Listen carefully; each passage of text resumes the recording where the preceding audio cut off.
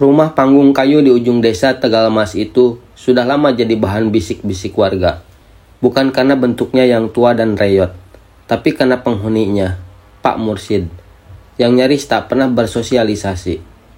Sejak istrinya meninggal, ia tak ikut pengajian, bahkan tak pernah ke masjid saat hari raya. Namun anehnya, hidupnya tetap berkecukupan.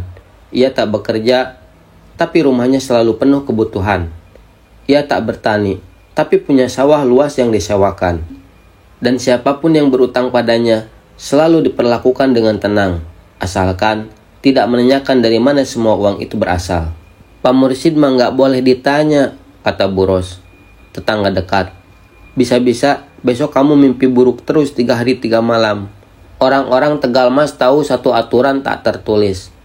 Jangan coba-coba mengintip isi rumah Pak Mursid setelah malam turun.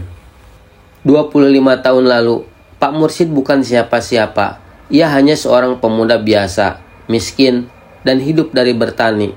Namun, setelah gagal menikah karena ditolak calon mertuanya, ia menghilang ke lereng Gunung Lawu selama 3 tahun. Saat kembali, ia berubah. Tubuhnya lebih kurus, tatapannya kosong, dan bicaranya pendek-pendek. Ia berhenti bertani dan menutup diri. Tapi beberapa bulan kemudian, uang datang mengalir. Ia membeli sawah, motor bebek, dan istrinya Bu Saroh mulai memakai perhiasan emas. Tetapi setelah 7 tahun hidup bersama, Bu Saroh tiba-tiba jatuh sakit misterius. Tubuhnya kurus, sering muntah darah, dan mengigo sambil berkata, "Jangan buka peti itu, jangan beri dia darah lagi, dia haus." Pada malam Jumat Kliwon, seorang anak bernama Dika memanjat loteng rumah Pak Mursid bersama temannya. Mereka penasaran ingin tahu kenapa suara aneh selalu terdengar dari sana. Desisan, lirih tangis, dan dentingan logam seperti koin jatuh.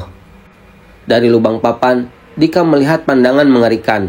Pak Mursid duduk bersila di depan peti kayu hitam kecil yang dihiasi kain merah dan bunga 7 rupa. Ia membuka peti itu perlahan. Di dalamnya, makhluk kecil menyerupai manusia duduk membatu. Rambut panjang menjuntai, kulitnya hitam mengkilat, matanya merah menyala. Pak Mursid menyuapinya darah ayam dari botol kecil, dan si makhluk menggeliat perlahan, lalu tersenyum. Dika dan temannya lari ketakutan.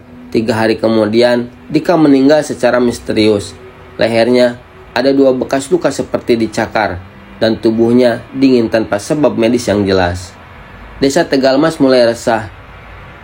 Seorang pemuda bernama Heri mengajak warga untuk membakar rumah Pak Mursid, meyakini bahwa jenglot itu sumber malapetaka.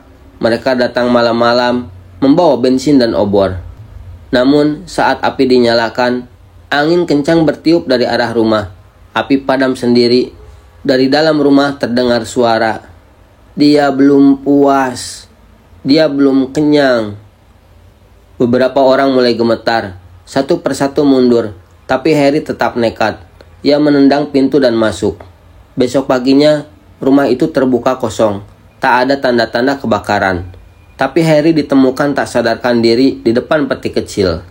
Rambutnya berubah putih, mulutnya berbisik terus-menerus. Dia melihatku.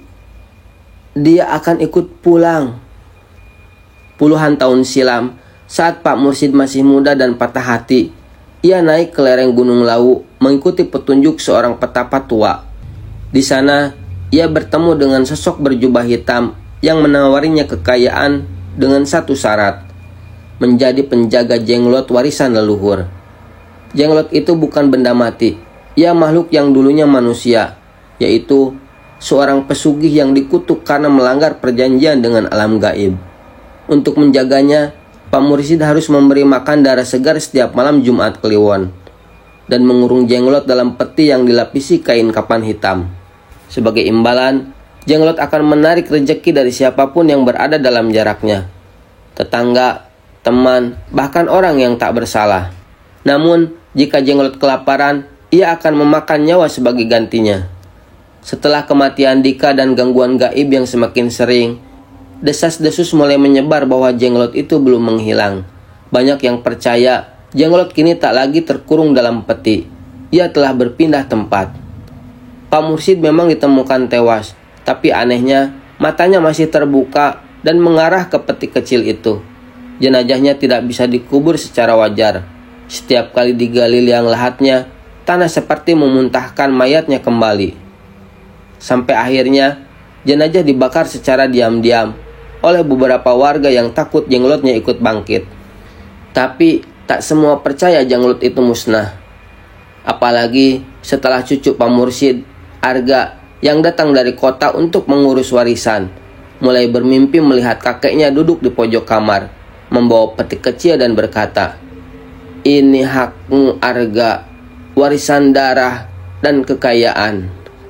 Warga yang ketakutan akhirnya memanggil Ki Sabar, seorang sesepuh dari desa sebelah yang dikenal bisa menutup gerbang gaib. Ki Sabar datang bersama 2 muridnya dan melakukan ritual pemagaran tanah di sekitar rumah Pak Mursyid. Mereka menanam paku besi dari keris tua, kembang kantil, dan tanah kuburan bayi yang meninggal malam Jumat. Namun, saat prosesi berlangsung, angin berputar kencang. Salah satu murid Ki Sabar pingsan setelah melihat bayangan kecil berlari mengelilingi rumah sambil tertawa. Ritual gagal total, dan malam harinya rumah Pak Mursyid terbakar dengan sendirinya. Anehnya, peti hitam itu ditemukan utuh, tidak terbakar, berdiri tegak di tengah abu dan arang.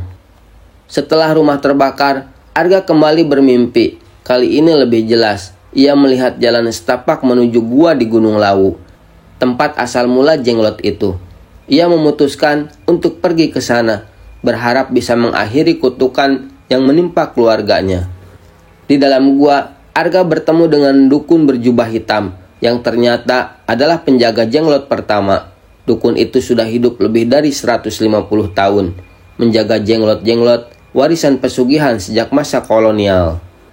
Dukun berjubah hitam itu berkata, "Jenglot itu bukan milikmu, tapi ia sudah memilihmu. Kau bisa menolaknya, tapi kau akan menggantikan ayahmu atau istrimu yang akan diambil." Arga tak tahu harus memilih apa, tapi sebelum ia menjawab, dukun itu menghilang, meninggalkan peti kecil dengan tanda merah darah di atasnya. Arga kembali ke Tegalmas membawa peti hitam. Ia berniat menyerahkannya kepada Ki Sabar untuk dihancurkan. Tapi malam itu desa dilanda malapetaka. Angin berhembus aneh, lampu-lampu padam, dan terdengar suara tangisan anak kecil dari seluruh penjuru desa. Hewan ternak mati mendadak, dan 5 warga ditemukan meninggal dengan wajah ketakutan, dan darah mengering di lubang hidung dan telinga. Peti itu terbuka sendiri. Jenglot keluar, lebih besar dari sebelumnya. Tubuhnya memanjang, matanya menyala merah darah. Ia menuntut darah dan mulai memburu Arga yang kini ketakutan setengah mati. Ki Sabar dan Arga berhasil memancing jenglot ke tengah sawah, lalu mengurungnya dengan mantra dan pagar gaib dari rambut 7 perawan. Dengan sisa tenaga, Ki Sabar memasukkan jenglot ke dalam peti tembaga berisi air kapur dan tanah kuburan bayi. Peti itu kemudian dikubur di bawah 7 lapisan tanah di tengah makam tua yang dilarang dikunjungi. Tapi 3 tahun kemudian, di desa sebelah, seorang pedagang kain tiba-tiba kaya raya.